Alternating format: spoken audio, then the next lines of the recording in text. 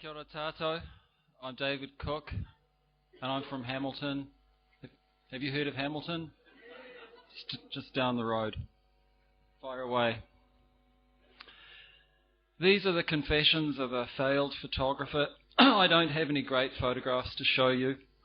Sorry to disappoint you. However, I do have some stories of photographic misadventure, misunderstandings, and some wrong turns. In my 25 years as a photographer, I've developed a love-hate relationship with the media. On the one hand, I love looking at photographs. I've loved looking at all your photographs here tonight. And I love creating stories and manipulating photographs. But sometimes I actually hate the field work, and I don't like to confess this, but I am. And I can trace this love-hate thing back 25 years to about 1985. At that time, I started to get excited about Henri Cartier-Bresson, and I loved his work. Cartier-Bresson taught me about this kind of immediacy, being in the moment, and the kind of sense of adventure that you can have with a camera. You know, you can go anywhere, you can do anything. And he made it look easy. I think he made it look easier than it actually was. And as a young, ambitious photographer, the sense of adventure was really important to me.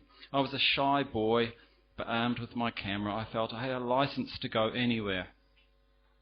So Cartier-Bresson, he was my hero. On the other hand, I had some things which troubled me with photography. In 1985, the French, they gave us Cartier-Bresson, but they also bombed the Rainbow Warrior. And that was an act of terrorism authorized by the President, Francois Mitterrand. I'm still getting over that. And they did that here in our own backyard. But what's even worse, the Greenpeace photographer, Fernando Pereira, died in that explosion. The French murdered a peace-loving photographer, a peace activist in our own harbour. News reports say that Fernando died during the second explosion, trying to rescue his expensive camera kit. But I don't think that's the case. I would speculate that Fernando died trying to rescue his precious images, his irreplaceable images.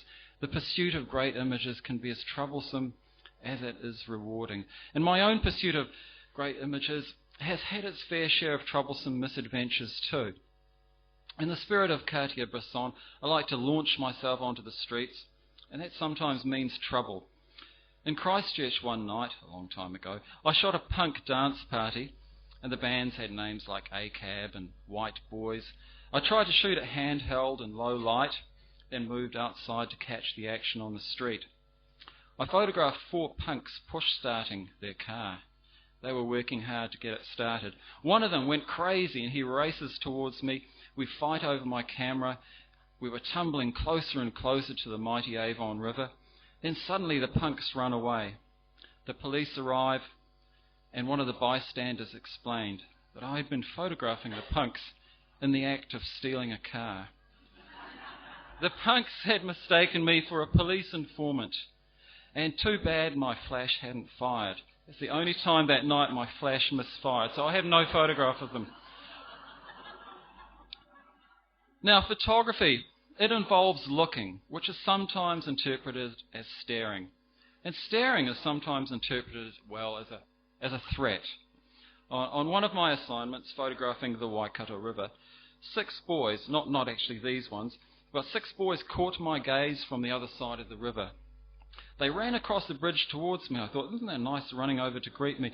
At first I thought they wanted to greet me, but then they started tackling and kicking me and saying things like, "Hey, you were perving at my sister." They laid into me. I thought I was going to get killed by these boys. The arrow indicates my escape route. And looking can be very dangerous. But I've got to say that not looking can be even more dangerous. On one assignment, it took me to Maungatautari Marae to photograph a certain Uncle Campbell. Nice man. But I find that multitasking isn't really my forte. I was talking, walking, and looking down at my light meter at the same time. Then, whack! My head connected with this part of the wharenui. The wharenui was completely undamaged, but I ended up flat on my back, and that's why I don't have a decent photograph to show you from this particular story. A similar sad story here. This is an attempted portrait of Eva Rickard at her marae in Raglan. I took several steps backwards to get the perfect angle of my image and then plunged into a cattle grating. And I nearly became a eunuch.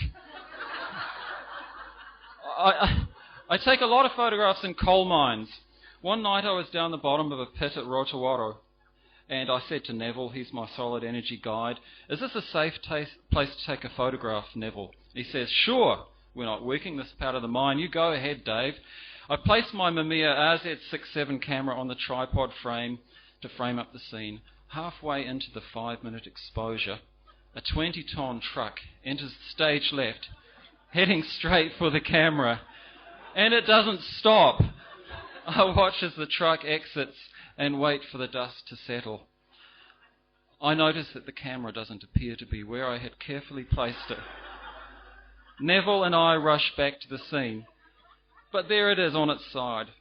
The truck had only just clipped the tripod and the camera was okay. But my confidence wasn't.